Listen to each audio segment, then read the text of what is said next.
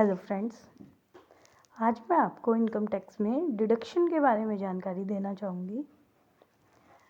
ये ऐसी कॉमन जानकारी है जो हर पर्सन को होनी चाहिए, क्योंकि कई बार क्या होता है, जब हम अपनी ITR फाइल करवाते हैं हमें जानकारी ही नहीं होती कि इससे हमारे जो इनकम टैक्स की जो टैक्सेबल इनकम बन रही है उसमें हमें कुछ डिडक्शन मिल जाती है और हमारा टैक्स नहीं बनता। तो इसमें जो कॉमन डिडक्शन है वो ATC, ATCCC and ATCCD, ATD. Income Tax Department, with a view to encourage savings and investment among the taxpayer, have provided various deductions from the taxable income under Chapter 6A deductions. ATC being the most famous, ये सबसे ज़्यादा famous है ATC section हमारा. There are other deductions which are beneficial for the taxpayer to reduce their tax liability. इसमें क्या है, जब हम हमारी ITR भरते हैं, हमारी इनकम टैक्स रिटर्न भरते हैं, तब हमें कुछ डिडक्शन मिलती है. उस डिडक्शन के बारे में मैं आपको बताना चाहूँगी. सबसे पहले है ATC सेक्शन. ATC सेक्शन हमारा इन्वेस्टमेंट का होता है.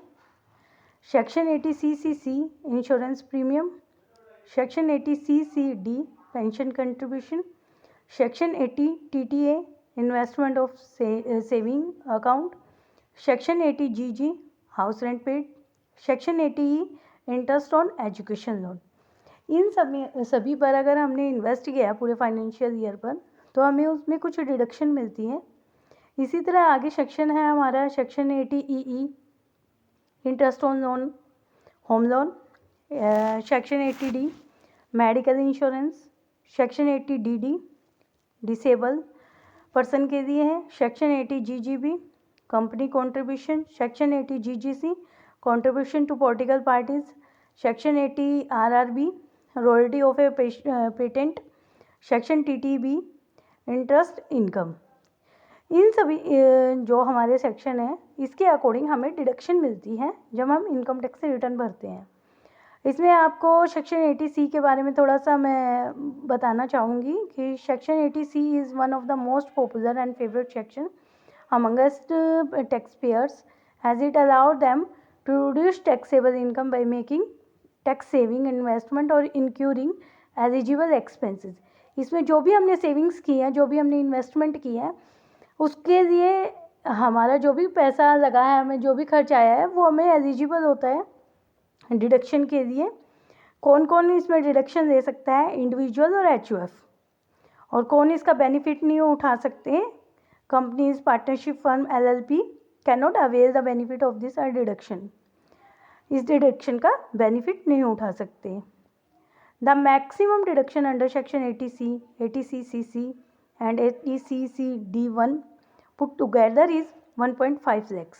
1.5 लाख रुपए की हमें इसमें एग्जम्पशन, 1.5 लाख रुपए की डिडक्शन मिल जाती है. और उसके बावजूद you may claim an additional deduction. Additional deduction हमें 50,000 रुपीज़ की अलाउ होती है सेक्शन ATCCD में. अब देखिए ये ATC में हमें किस किस इन्वेस्टमेंट पे हमें डिडक्शन मिलती है. 150 की investment made in equity linked saving schemes, PPF, SPF, RPF, payments made towards life insurance premium, principal sum of home loan, SSY, NSC, SC, SS, etc. ATCCC payment made towards pension fund. अगर कोई pension fund में हमने invest किया है तो वो भी इसके अंदर आता है. ATC के बारे में मैंने आपको बता ही दिया. ATCCD के बारे में D1 के बारे में बताना चाहूँगी कि पेमेंट मेड टुवार्ड्स अटल पेंशन योजना में अगर हमने इन्वेस्ट किया है तो वो भी इसके अंदर आता है, या और कोई अदर स्कीम नोटिफाई की है गवर्नमेंट ने. ATCCE के अंदर हमारी सारी ये डिडक्शन आ जाएंगी. ATC की, ATCCC की, ATCCD1 की, ये सभी डिडक्शन मिला के हमें 1.5 लाख रुपए की डिडक्शन मिलेगी. और उसके बाद है सेक्शन आता है ATCCD1B इन्वेस्टमेंट इन NPS. NPS होती है national pension scheme. Outside rupees 150 limit under section ATCCE. इसमें हमें 50,000 रुपये की एग्जम्पशन मिलेगी, डिडक्शन मिलेगी.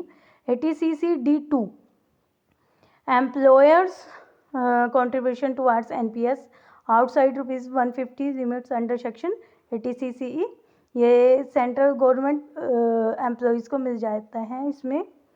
Here are some investment options that are allowed at deduction under section 80C. They not only help you with saving tax but also help you grow your money. इसमें ये कहता है कि ये सिर्फ आपको डिडक्शन ही नहीं देती, सिर्फ आपका टैक्स जो बन रहा है उसको ही सेविंग नहीं कर रही, बल्कि ये आपको आपकी जो मनी उसमें इन्वेस्ट किया उसको भी ग्रो करती है. वो एग्जांपल इन्होंने दे रखे हैं कि अगर आप ELSS में फंड अगर उसमें इन्वेस्ट करते हो 3 साल के लिए, तो उसमें जो आपको इंटरेस्ट मिलता है वो लगभग 12 से 15% के लिए मिलता है. इसी तरह अदर भी. और सीनियर सिटीज़न को जो सेविंग स्कीम है उसमें 8.6% मिलता है. NSC में मिलता है 7.9. सुकन्या समृद्धि योजना ये गवर्नमेंट ने अब नहीं चलाई थी, कुछ टाइम पहले. 8.5 है इसका जो इंटरेस्ट रेट है. Till girl child reach 21 year of age. Section TTA ये इंटरेस्ट इनकम जो हमारी होती है उस पर एग्जम्पशन मिलती है. इसमें भी एग्जम्पशन 2 तरह से है. सीनियर सिटीज़न के लिए अलग है और नॉन सीनियर सिटीज़न के लिए अलग है. इसमें जो मैक्सिमम डिडक्शन है TTA की वो 10,000 रुपीज़ है. और सीनियर सिटीज़न को जो डिडक्शन मिलती है इंटरेस्ट इनकम की वो है 80 TTB. इसमें उनको ये जो डिडक्शन है वो 50,000 रुपीज़ की है, 50,000 रुपये की है. और 50,000 रुपये इंटरेस्ट इनकम ना के से not only for saving bank interest, it also for FD और रिक्यूरिंग ऑल्सो, कि सभी की मिला के, कोई FD है या आपका कोई बैंक अकाउंट में सेविंग अकाउंट है उसकी मिला के, या कोई इंटरेस्ट इनकम है, सभी की मिला के 50,000 रुपये उनको डिडक्शन मिलेगी. और अगर डिडक्शन 50,000 रुपये से कम है तो उनका TDS नहीं कटेगा, उनको TDS की भी डिडक्शन मिलेगी 194A के अंदर. सेक्शन 80 GG होता है, डिडक्शन है ये हाउस रेंट पेड. अगर हमने कोई भी हाउस रेंट पेड किया है, HRA एग्जम्पशन बोलते हैं इसको. ये इसके लिए लेकिन कुछ कंडीशन है. Tax payer must be an individual, एक तो वो इंडिविजुअल होना चाहिए और वो दूसरा रेंट पे करना चाहिए उसको. तीसरा क्या है, उसकी खुद की कोई भी सेल्फ ऑक्यूपाइड प्रॉपर्टी नहीं होनी चाहिए, ना HUF में होनी चाहिए, ना कोई अदर जगह होनी चाहिए. तो कोई भी उसके सेल्फ ऑक्यूपाइड प्रॉपर्टी नहीं होनी चाहिए. File form 10BA. How much deduction is available under section 80 GG की जो डिडक्शन है वो हम कैसे कैलकुलेट कर सकते हैं, कैसे हम कैलकुलेट करनी चाहिए, उसके बारे में मैं आपको थोड़ा बताती हूँ. कि या तो रेंट पे करना है वो देखेंगे, minus of 10% of adjusted total income, या फिर 5,000 रुपये मंथली, या फिर 25% of adjusted total income. Adjusted gross total income हम निकालेंगे सबसे पहले. तो ग्रोस टोटल इनकम निकालने के लिए हमें जो फार्मूला है वो हम फार्मूला के सहायता से हम निकाल सकते हैं. अगर कोई NRI है और फॉरेन कंपनीज़ है, वो टैक्स, उनका जो टैक्स लगेगा वो स्पेशल टैक्स रेट से लगेगा. Such income under section 115A, 115AB, 115AC और 115AD. और उसके बाद हमारी जो डिडक्शन आती है section 80E, interest on education loan. Who is eligible to claim deduction under section 80E की. 80E की एग्जम्पशन कौन कौन ले सकता है.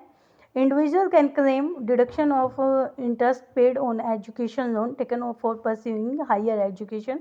The education loan can be taken for the tax payer, their spouse और चिल्ड्रन, और for a student for whom the taxpayer is a legal guardian.